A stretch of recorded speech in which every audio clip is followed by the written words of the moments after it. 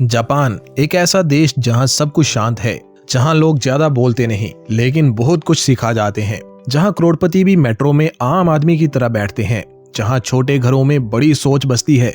क्या आपने कभी सोचा है जापान में लोग कैसे अमीर बनते हैं, वो भी बिना दिखावे के? कैसे एक साधारण दिखने वाला इंसान कई करोड़ों की संपत्ति का मालिक होता है लेकिन उसके चेहरे पर सिर्फ शांति होती है? क्योंकि वहां दौलत का मतलब सिर्फ पैसे से नहीं है, वहां दौलत का मतलब है समझ, संतुलन और सम्मान। आज हम जानेंगे जापानी अमीरी के वो 5 रहस्य जो ना तो स्कूल में पढ़ाए जाते हैं, ना ही सोशल मीडिया पर दिखते हैं। ये वो ज्ञान है जो पीढ़ियों से जापानियों के दिल दिमाग में चुपचाप से उतारा गया है। तो चलिए दौलत की इस जापानी यात्रा पर निकलते हैं, जहां शोर नहीं होता लेकिन असर गहरा होता है। तो जापानियों का पहला वेल्थ सीक्रेट है ककीबू।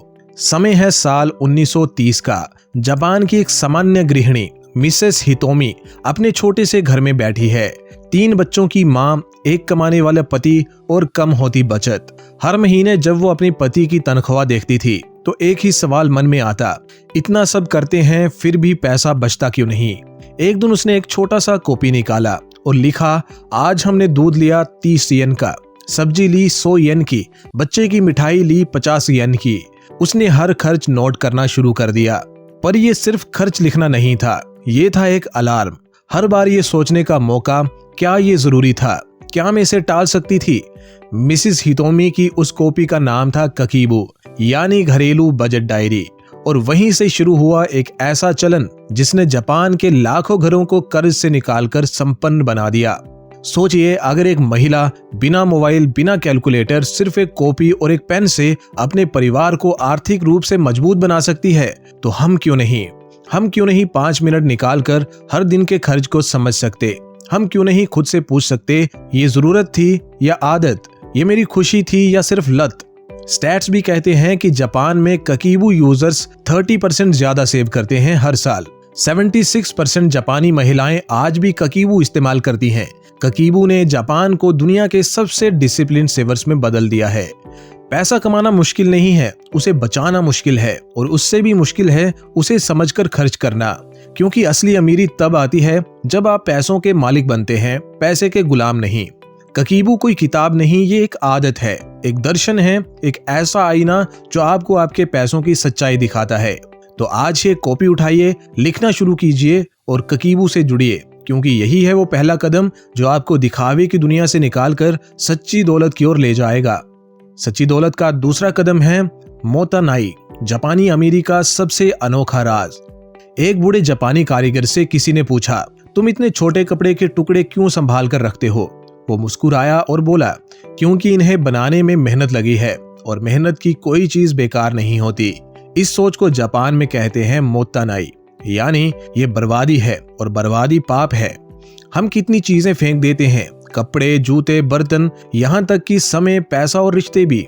जापान हमें सिखाता है हर चीज की आत्मा होती है, हर सम्मान में किसी की मेहनत, किसी की भावना छुपी होती है। उसे यूं ही फेंक देना ये सिर्फ चीज की बर्बादी नहीं, फीलिंग्स की भी बर्बादी है। एक जापानी स्कूल में बच्चों को सिखाया जाता है, खाना थाली में कभी मत छोड़ो, क्योंकि उस चावल के हर दाने के पीछे किसी किसान की मेहनत है, किसी माँ की दुआ है, किसी प्रकृति की कृपा है। अब सोचिए, अगर हम पैसे के साथ भी मोतानाई को अपनाएं, हर फालतू खर्च, हर बिना जरूरत की EMI, हर अनयूज सब्सक्रिप्शन, ये सब बर्बादी है। जो पैसा आप हर महीने अनजाने में फेंक रहे हो, उसी से आप एक SIP शुरू कर सकते हो, उसी से आप अपने बच्चों की किताबें खरीद सकते हो या एक सपना साकार कर सकते हो। मोतानाई सिखाता है हर चीज की कदर करो, क्योंकि हर चीज तुम्हें कुछ ना कुछ वापस देती है। हम अक्सर कहते हैं पैसा कम पड़ता है, लेकिन कभी सोचकर देखा है क्या हमारे पास जो है हम उसकी कदर करते हैं या उसे बेवजह खो देते हैं? मोतानाई सिर्फ एक शब्द नहीं, ये एक चेतावनी है, एक याद दिलाने वाला मंत्र है कि जो हमारे पास है वो भी अमूल्य है। इसलिए आज से जब कुछ फेंको तो एक बार मोतानाई जरूर कहना, क्योंकि वही एक शब्द आपको ग्रेटफुलनेस और अमीरी के रास्ते पर ले जा सकता है। और हाँ, अगर वीडियो अच्छा लगा हो तो उसे फेंको मत, शेयर भी करो, किसी की सोच बदल सकती है। अब आइए जापानियों के अगले रहस्य को जानते हैं। नंबर 3, हारा हाचिबू, लंबी उम्र और सच्ची अमीरी का जापानी रहस्य। क्या आप जानते हैं कि जापान के ओकिनावा में रहने वाले लोग दुनिया में सबसे लंबी जिंदगी जीते हैं? 100 साल की उम्र वहां आम बात है। पर इसका राज क्या है?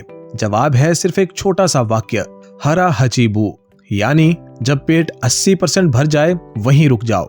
ओकिनावा के एक बूढ़े किसान ताकेहिरो सान, जिनकी उम्र 104 साल है, हर सुबह खुद खेत जाते हैं, खुद खाना बनाते हैं और हर भोजन से पहले बोलते हैं हरा हचीबू।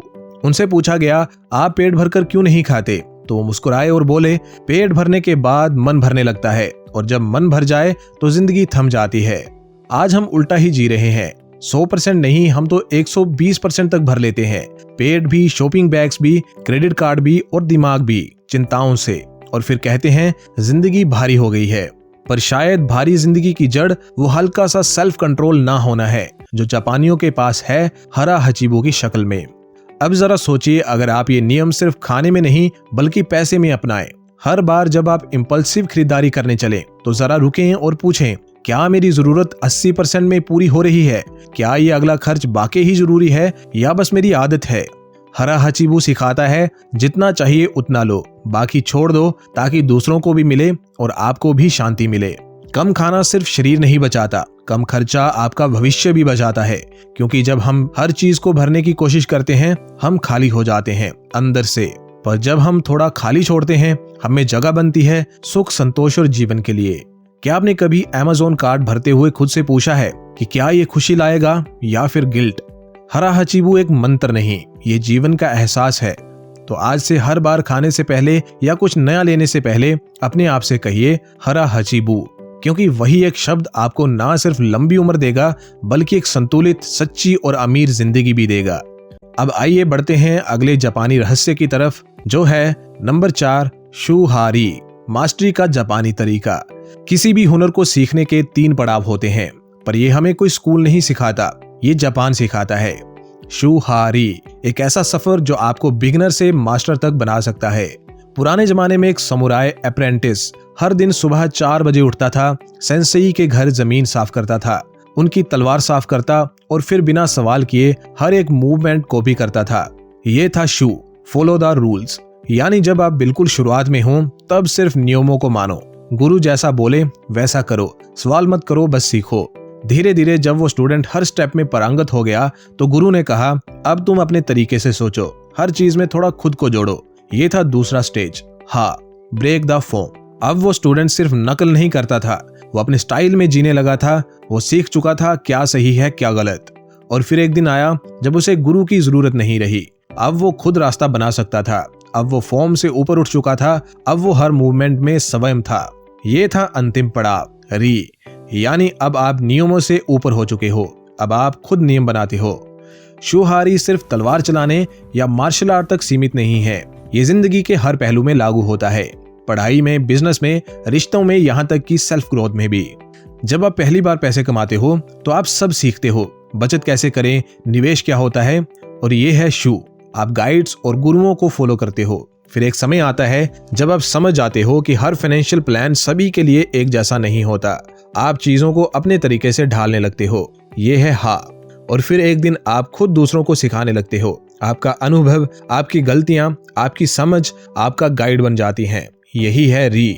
किसी भी स्किल या सफलता का असली सफर रूल्स को कॉपी करने से शुरू होता है, फिर उन्हें तोड़ने से निखरता है और खुद से जुड़ने से मुकम्मल होता है। तो अगर आप कुछ सीख रहे हो, चाहे गिटार हो, बिजनेस, पैसा या जिंदगी, तो खुद से कहो, पहले सीखूंगा, फिर समझूंगा, फिर बनूंगा। शूहारी कोई टेक्निक नहीं, ये धैर्य का मंत्र है। जो इसे समझ लेता है वो ना सिर्फ मास्टर बनता है बल्कि लोगों का मार्गदर्शक भी बनता है। अब आइए जानते हैं हमारे आज के आखिरी जापानी रहस्य के बारे में। दोस्तों, अगर आपको इन रहस्यों को जानने में इंटरेस्ट आ रहा है और आपको लगता है कि आपने ऐसा कुछ आज से पहले ना सुना था और ना देखा था, तो कमेंट में लिखो जापानीज वेल्थ सीक्रेट्स। अगर आपकी तरफ से अच्छा रिस्पॉन्स मिलता है तो मैं जापानीज वेल्थ सीक्रेट का दूसरा पार्ट भी बना दूंगा। तो जापानियों का अगला रहस्य है नंबर 5, ओसोजी, सफाई का जापानी मंत्र जो सिर्फ घर नहीं मन भी साफ करता है। हर साल जब नया साल करीब आता है तो जापान में एक अनोखी हलचल शुरू हो जाती है। सड़कें, दुकानें, घर, हर कोना जैसे खुद को नया करने लगता है। इस परंपरा को कहते हैं ओसोजी, यानी महासफाई। पर यह सिर्फ गंदगी की सफाई नहीं है, ये अंदर की धूल को भी हटाने का एक पवित्र रिवाज है। यामादा सान एक जापानी दादी माँ है। हर साल 28 दिसंबर को वो अपने घर के हर कोने को ऐसे साफ करती हैं जैसे वहां कोई देवी आने वाली हो। वो कहती हैं, अगर पुराने साल की थकावट घर में रह गई तो नया साल कैसे मुस्कुरा पाएगा। ओसोजी में सिर्फ जमी हुई धूल नहीं हटती, बीते हुए साल की उलझनें, थकावटें, अफसोस सबको एक एक करके निकाला जाता है। पुरानी फाइलें, टूटे बर्तन, बेकार कपड़े, गम भरे नोट्स सब बाहर फेंक दिए जाते हैं। क्यों? क्योंकि जापानी मानते हैं जिस जगह गंदगी होगी वहां ऊर्जा नहीं बहेगी, जहां पुराना अटका रहेगा वहां नया नहीं आएगा। अब जरा सोचिए, हम सब के अंदर भी तो ढेर सारी धूल जमा है। पुराने रिश्तों की टीस, पैसों की चिंता, अधूरी ख्वाहिशें और वो गिल्ट जो सालों से मन में बैठा है। क्या आपने कभी अपने मन का ओसोजी किया है? तो फिर कैसे उम्मीद करेंगे कि नया साल कुछ नया लेकर आएगा। जब आप अपने घर को साफ करते हो तो उसमें एक नई हवा बहने लगती है, एक नई रोशनी। वैसे ही जब आप अपने मन के कोनों में जमा कचरे को हटाते हो तो अंदर एक चुपचाप शांति उतरती है और वहीं से शुरू होता है असल परिवर्तन। ओसोजी हमें याद दिलाता है कि हर नया साल एक मौका है पिछले साल की धूल को श्रद्धा से, धन्यवाद के साथ विदा करने का, क्योंकि जो बीत गया वो सिखाने के लिए था, जाने के लिए नहीं। तो इस साल सिर्फ घर ही नहीं, अपने मन, अपने लैपटॉप, अपने कैलेंडर, अपने रिश्तों और अपने दिल के कोनों में भी ओसोजी कीजिए, यानी महासफाई कीजिए, क्योंकि जब अंदर जगह होगी तभी बाहर से कुछ अच्छा आ पाएगा। और हाँ, एक बात और, सफाई झाड़ू से नहीं होती, इरादों से होती है। तो क्या आप तैयार हैं अपने अंदर का कोना कोना साफ करने के लिए? दोस्तों, जापान ने हमें टेक्नोलॉजी दी, लेकिन उससे भी बड़ी चीज दी जीवन की समझ। अगर आप इन 5 रहस्यों को दिल से अपनाएं तो आपको दौलत के पीछे नहीं भागना पड़ेगा, दौलत खुद आपका रास्ता ढूंढेगी।